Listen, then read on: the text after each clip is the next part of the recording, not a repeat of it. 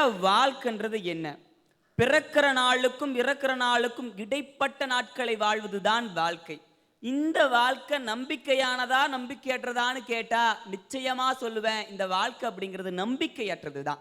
இன்னைக்கு நம்பிக்கை தான் வாழ்க்கை அப்படின்னு பேச வந்திருக்கிற எல்லாரும் வீட்டை விட்டு இந்த ப்ரோக்ராமுக்கு வரும்போதோ இல்லை வெளியே கிளம்பும் போதோ எல்லாரையும் நம்பி வீட்டை திறந்து வச்சுட்டு வராங்களா, இல்லை யாரும் நம்பாம இழுத்து பூட்டிட்டு வராங்களா?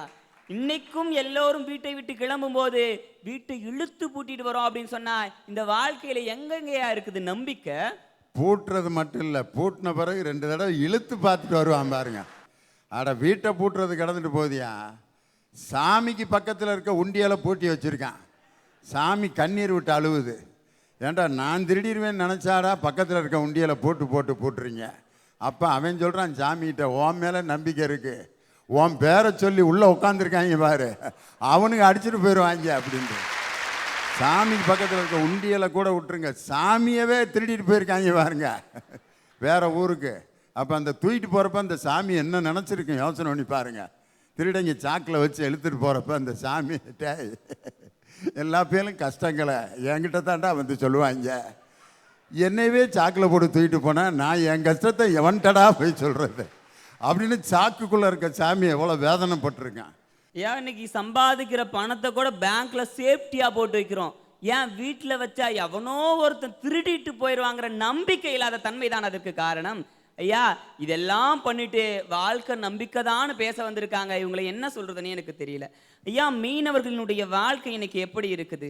தரைமேல் பிறக்க வைத்தாய், எங்களை தண்ணீரில் மிதக்க வைத்தாய் என்ற பாடல் வரிகளுக்கு ஏற்றாற் போலே அன்றாடம் தண்ணீரிலே மிதந்து செத்து செத்து பிழைக்கிறானே அவன்தான் மீனவன். அவனுக்கு ஒருபுறம் இயற்கையினுடைய சீற்றம், மறுபுறம் செயற்கையான மனிதர்களுடைய கோர ஆட்டம்.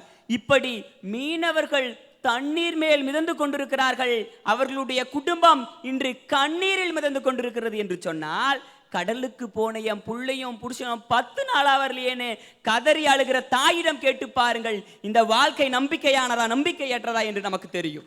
ஐயா, இன்னைக்கு சமீபத்தில் கூட நாகூர் தர்கா முன்னாடி ஒரு வயதான பாட்டி செத்து கிடக்கிற காட்சியை நம் கண் முன்னாடியே கண்டிருந்தோம். எத்தனையோ மனிதர்கள் அதை பார்த்து விட்டு நடந்து செல்கிறார்கள்.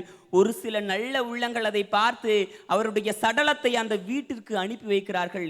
அப்பொழுதுதான் தெரிகிறது, தன் பெற்ற பிள்ளைகளால் கைவிடப்பட்ட நாகை மாவட்டம் மொட்டன் கிராமத்தை சேர்ந்த ஜெகதாம்பாள்னு தெரிஞ்சிச்சுன்னா இன்னைக்கு அத்தனை உறவுகளும் இருந்து இன்றைக்கு அனாதை பிணமா ஒரு தாய் இருக்கிறானா, வாழ்க்கையில எங்கயா நம்பிக்கை அப்படிங்கிறது இருக்குது?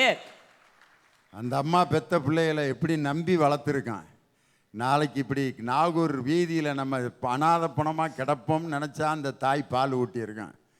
அந்த பாலை அருந்திய குழந்தைகள் அந்த தாயை அனாதையா போட்டிருக்க இந்த உலகத்தில் நம்பிக்கை இருக்குன்னு நாங்கள் நம்ப முடியும். அருமையாக கேட்குறாரு. ஐயா, சிரியா நாட்டில் போர் நடந்து எத்தனையோ உயிர்கள் இன்னைக்கு போயிடுச்சு. அந்த நாட்டினுடைய நிலை என்ன தெரியுமா? எவரேனும் உள்ளோரோ எங்களை காப்பாற்ற, நாங்கள் கருவறையில் கண்ட இருள் இப்போது எங்கள் கண்முன்னே தொட்டு கொண்டிருக்கிறது. உண்ண உணவு கூட இல்லாமல் எங்கள் கண்ணீரும் வற்றி போனதே. மனிதர்களால் நிரம்பி இருந்த வீடே மண் துகள்கள் மட்டுமே மிச்சம் இருக்கிறது. பிஞ்சு குழந்தையை காப்பாற்ற இயலாமல் குழந்தையாய் கதறுகிறார் தந்தை. தாய் தந்தை இறந்தது கூட தெரியாமல் அங்கே ஓர் குழந்தை சிரித்து கொண்டிருக்கிறது. ஆத்தாலும் அப்பனும் அடிபட்டு சாக அனாதையாய் கிடக்கிறோம். குண்டு சத்தங்களில் எங்கள் குமரல் சத்தம் உங்கள் காதற்கு கேட்காமல் போனதோ?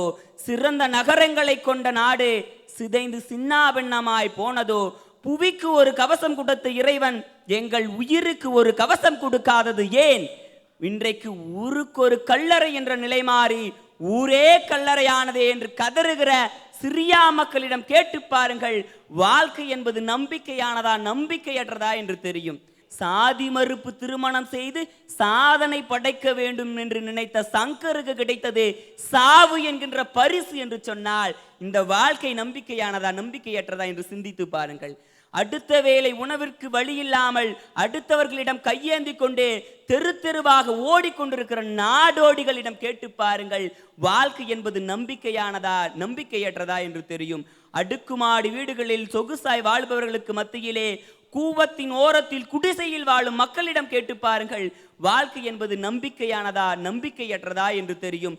உறவுகளால் கைவிடப்பட்டு கொற்ற மலையில இறங்குற இடமல்லாமல் கோணிப்பையில் சுருகி கொண்டு வாழ்கிற மக்களிடம் கேட்டு பாருங்கள், வாழ்க்கை என்பது நம்பிக்கையானதா நம்பிக்கையற்றதா என்று தெரியும் என்று சொல்லிக்கொண்டே இந்த வாழ்க்கை என்பது என்னை பொறுத்தவரை நம்பிக்கை அற்றதே என்று சொல்லி விடைபெறுகிறேன். நன்றி, வணக்கம்.